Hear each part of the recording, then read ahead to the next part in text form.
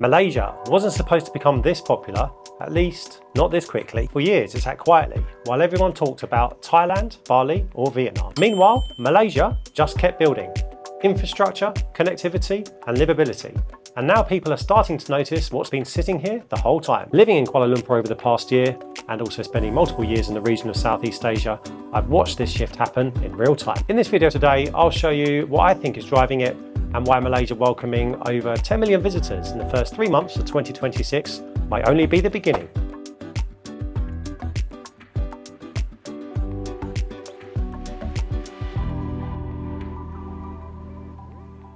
Okay, quick disclaimer before we continue the video today. This is very much an opinion piece based on my own experience of living here in Malaysia. I'm not an economist, property expert or tourism analyst. I'm literally just a dude in a black t-shirt in Malaysia making a YouTube video.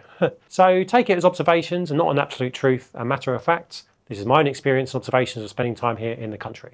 Okay, let's crack on with the video today. So my friend, Malaysia is posting record tourist number arrivals and Kuala Lumpur is becoming more and more globalized with every passing month and year. And people seem to be paying more attention these days. But from living here, it kind of feels like many of the things that people were discovering were already here. I mean, you do have new stuff coming up, such as the Merdeka 118 Tower, which is the second tallest building in the world and will be launched later on this year in the third or fourth quarter of the year. But I would say that, the Petronas Towers have been around for a long period of time now, and a lot of the things have been established here for many years. When you think about it, there's kind of a pattern across the region, with Thailand being known for tourism for such a long period of time, Bali in recent years becoming this kind of haven for digital nomads, and the growth story definitely being Vietnam. Each country has its kind of different appeal and story to it. But Malaysia has kind of always been this quietly developing country, which nobody really talks about. And when I think about Malaysia, the general trend that I've seen is it's this country that's kind of quietly been growing in a holistic way over the years with excellent infrastructure. Education is fantastic, has this kind of like long-term livability aspect to it, and a kind of like long-term lifestyle with this soft energy and developed aspect to it, where it's kind of like this place that you can spend a long period of time, settle into, and make it a real home base. So the question of the video is simple. Did Malaysia suddenly change, or did people suddenly catch up?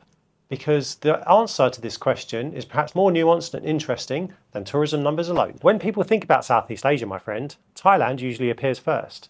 Bangkok, Chiang Mai, Phuket, beaches, temples, street food, Muay Thai, nightlife, and these things created a very clear international identity over the decades. And with Bali, this location built another type of identity with digital nomads, creators, beach clubs, and a type of content lifestyle that is very unique and specific to that location. With Vietnam, this is the place that is really gaining some momentum, and when we can think about this location, we're thinking about a coffee culture, range of places to travel and explore across the north to the south of Vietnam, and Da Nang in particular is becoming a real hotspot. When I think about Malaysia, people may not have heard of it as much as kind of the other countries within the Southeast Asia region, perhaps because it's slightly harder to define. Petronas Twin Towers really do stand out as a feature that are iconic and globally known about. And then also Kuala Lumpur is an international destination that people will at least have heard of or know of. But apart from these types of things, there's much less of a known kind of distinctive element of the country that people may know about. When I first moved to Malaysia, people were pretty curious. They were asking questions like, where is Malaysia? Is that somewhere near Singapore or Thailand? And other things were, asking why Malaysia? What's interesting about moving to Malaysia? And even asking questions, simple stuff such as what's there? Never really heard about it. And I would say these types of questions came up because Malaysia's really never owned one type of distinctive story and angle. One pattern I've noticed when people come to Malaysia, especially for the first time, they start to realise what the place really is. With KLIA, the airport feels modern, connected. It's a calm place to first land in the country.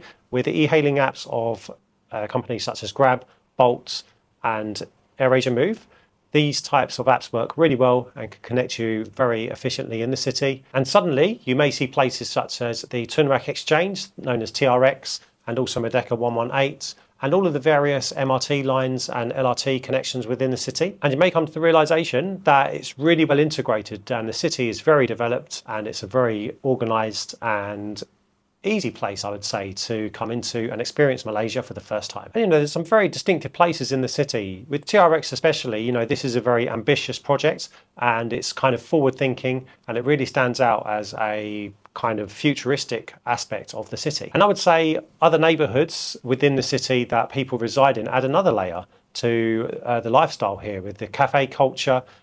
Even there's a wide range of really good international schools here, gyms, condos, and all of these type of lifestyle facilities in places such as Mont Kiara, Thessa Park City, and even the Damansara stretch of the MRT line, which I'll link in the video below if you want to go and see some really interesting places that people can reside in, especially in the suburbs of Kuala Lumpur. So, other places within the region, if we think about an obvious example with Bangkok, they kind of feel like energetic and kind of pulsating, places where there is a lot of vibrancy and things going on.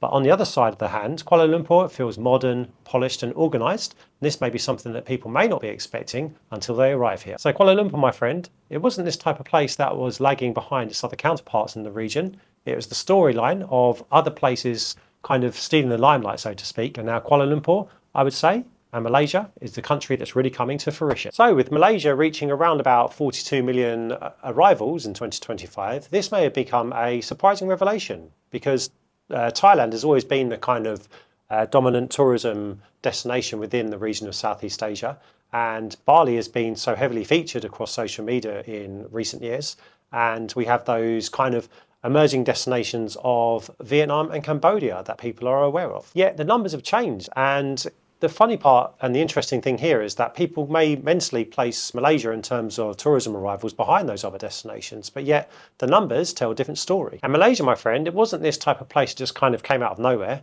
The airports have always been here, the infrastructure has always been pretty well developed, and the lifestyle advantage has always been here as well. So while Thailand historically marketed tourism and Bali dominated the kind of creator culture, Malaysia kept quietly building. KLIA expanded, the roads kept developing, the infrastructure with the MRT and LRT kept expanding, the healthcare infrastructure kept maturing with more international schools available. And that's the thing with infrastructure. It kind of quietly compounds gradually and slowly over the years. And then it will get to a point where suddenly places can feel quite different because of this kind of quiet, gradual compounding effect. And also, one thing to be aware of here is the geography of the place. And this is definitely to the advantage of the country, with Singapore below, Vietnam above, Indonesia nearby, and other Southeast Asian counterparts like the Philippines and Vietnam not too far away.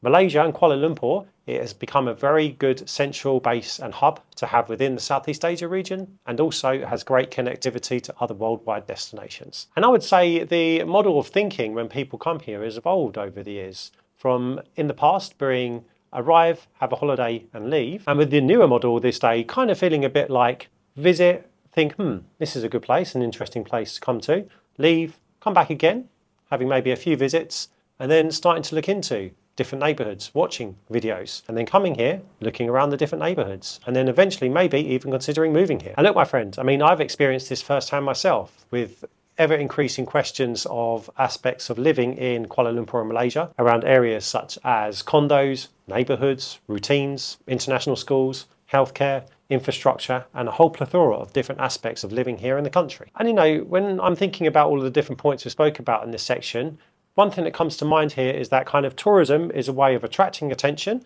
and getting eyeballs on the country. But on the other hand, it's the lifestyle that kind of keeps people coming back again and again. So with any country, tourists, they notice attractions. You can think of places like Petronas Twin Towers, the Botanical Garden, Chinatown, and all of these amazing places that tourists can come and experience here in the big city. Whereas with residents, they notice systems, healthcare, routines, cafes, restaurants, grocery shopping, living options. And in my experience so far in the country, daily life feels frictionless.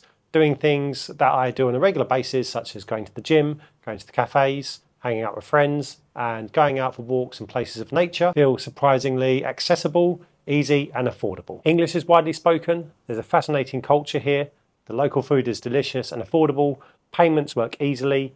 These are none of the things that will go viral, but over time they compound to make a place really livable and a place that you definitely want to come and try out. And what becomes interesting here, especially with the living side of things, is this kind of condo ecosystem that exists here. When you reside in these types of places, you can think security, swimming pools, maybe 2 or 3 of them, gyms, gardens, and maybe even like a range of different conveniences with the shops and cafes attached to it. If we're comparing this internationally, then this is where the lifestyle equation becomes really interesting. Also, another thing that people may not be aware of is the hidden advantage with the food and cuisine. There's such a wide range of options here available at an affordable price.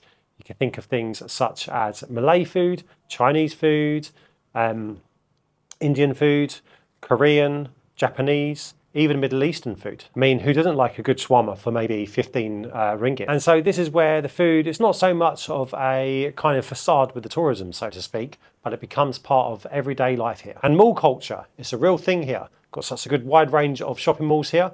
TRX, if you want to go and check that type of mall out, I've linked to the video below where I speak about Kuala Lumpur malls and kind of like the thing that you realise once you spent time here. And also, you can think about those mainstream malls in the central hubs of Kuala Lumpur, with Pavilion Mall in Bukit Bintang, which is like a really social scene. And then you have Syrian, which is right next to the beautiful KLCC Park. And then you have also other neighbourhoods where you can go and explore maybe more of a local side of the mall culture, with One Utama in the kind of Damansara, Bandar Utama area. And also, if you want to even go further out, you can go up to Desa Park City, where they have a beautiful shopping mall right next to the lake, where it's very dog friendly and you can walk around the lake, explore the local neighbourhood around there, and you've got really nice, beautiful nature and accessible parks to go for a walk or a run in the mornings or the evenings. So at this point, visitors, they may stop asking themselves, would I visit here again? And they may ask a different question of, could I actually stay here? What is the deeper insight here, and where is this all leading to? Thailand's selling point has always been experiences, beaches, nightlife, temples, islands. With this type of message, the world instantly understood. Bali has always kind of sold this lifestyle dream with content creation and remote work, cafes, scooters, beach clubs, digital nomads. It became recognizable globally as offering this type of advantage. Vietnam increasingly sold this kind of rapid growth with this kind of energy of get there before everybody else does, and the coffee culture and kind of the vibrancy and forward-moving energy of the country. Malaysia, on the other hand, it never really sold one simple thing, so to speak. It kind of quietly built systems over time with the MRT, the city development, and the different types of districts that's developed over time. Nobody's really going to book a flight, right, because of integrated transport systems. But when people land here, it's the type of quiet thing that they notice once they've had the experience of being here. And to be honest, being underrated and not being in the spotlight, so to speak, may have even helped. Kind of like less saturation, less over-tourism. And then in my opinion, I felt like that meant that there was less pressure and Malaysia had the freedom and flexibility to grow in a different way. Other parts of the region of Southeast Asia may be facing some other challenges now, with perhaps over-tourism, congestion, saturation, and a lot of different traffic issues. And Malaysia largely avoided that. It still has maintained that kind of local feel to it. And I feel that Malaysia has largely avoided these type of issues over time, and it has had the flexibility to steadily improve over the years to get to the point where it is at this present day in time. So my friend, if you wanted a snapshot of this in one kind of sentence, I would say that other parts of the Southeast Asia region sells experiences, whereas Malaysia sells ease. Maybe a little more tricky to market that, but at the same time, it has more of a long-term benefit and compounding effect on the development of the country, and also a positive impact when it comes to the long-term living and spending time in the country. Malaysia by no means is perfect.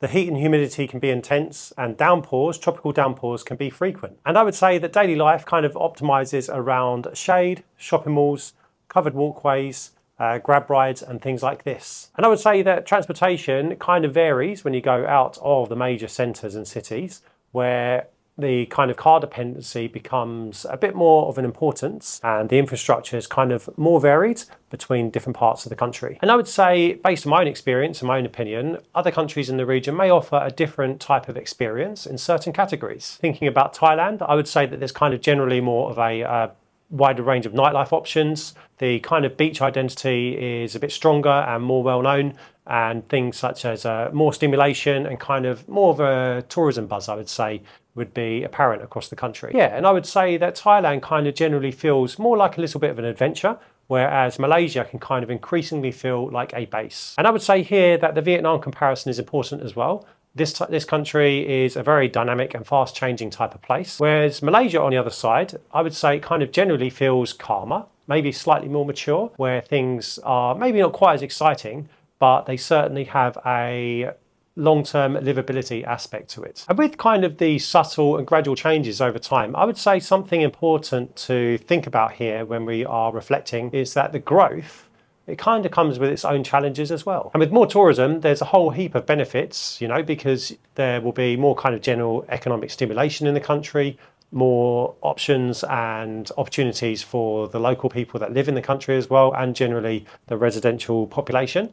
But on the other side, more tourism, it can kind of create like a busier feeling in the cities and the urban places. And there may be certain rising costs in different parts of the economy that may be experienced. But with this, you know, these are the type of trends that may happen as a result of a place becoming more popular. But as a whole, you know, this is a globalized world that we live in these days, and people are traveling more frequently and also picking different places to live around the world. And there are a whole heap of benefits that these countries can experience from people visiting more, sharing ideas, investing in the country and stuff like this. So just a personal reflection that I had when thinking about the topic of this video today is that with Malaysia, it's nice to see it kind of gradually gaining more recognition and momentum within the region of Southeast Asia and also globally further afield.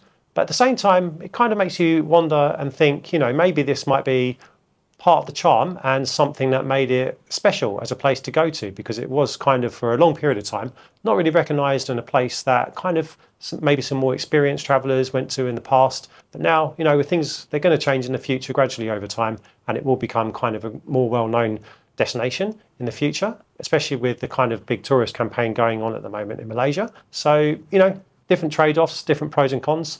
But this is the evolving situation, and things are going to kind of gradually progress in this nature from what I can see with the trends that are going on in Malaysia when we look further ahead to years to come. And so with this, my friend, one thing to think about as we move on to the next part is, you know, can Malaysia kind of continue to grow and keep this momentum going whilst keeping those special charms and features of the country that make it such a pleasant place to spend time in? So as kind of the years have been progressing by in recent years, it feels like Southeast Asia as a whole is kind of generally changing with time. Bali, it kind of feels like it's more of a saturated place now, and, you know, people are kind of looking for other places to go in the country, whether that's Java or even Lombok is a very up and coming place in Indonesia. And with Vietnam changing rapidly, with these really popular places coming up now, with Da Nang and Ho Chi Minh City becoming very popular places for people to move to and spend time in, and also that high-speed link that they are talking about as a big investment in the country, connecting the south of the country to the north of the country in perhaps maybe 6 hours or so. And with this in mind, people's kind of priorities are changing, and the way that they live their life is also changing. Remote work, long stays, healthcare tourism, infrastructure development, people wanting to spend time in different places. The cheapest option doesn't automatically win these days, and also excitement competes relatively on the same level with the ease of living in a place. And in my opinion, my friend, I believe that Malaysia has reached a really interesting part of its development where it offers a really good mix of affordability, sustainability, international access, infrastructure, and a really warm and welcoming culture with friendly people. And it kind of feels like it's entered this new phase of development and attraction for people to come and visit Malaysia in 2026. Malaysia was always here, my friend, but people just simply looked elsewhere in the region. Tourism numbers matter, but that is only the surface level. And the deeper story here is that Malaysia is finally being recognised for what it does really well and what it offers as a package for a country to visit. Like I said at the start of the video, after living here for the past year and spending multiple years in the region of Southeast Asia, I'm starting to see a real shift happen within the country. People are becoming more curious about visiting Malaysia and seeing what the country has to offer. People are having more conversations about the place, and there's real momentum behind the country. And with this in mind, Malaysia may continue to become the place in Southeast Asia that people pick to have a real place of stability within the region. If people still don't realise what's happening in Malaysia, well, I think they may do soon.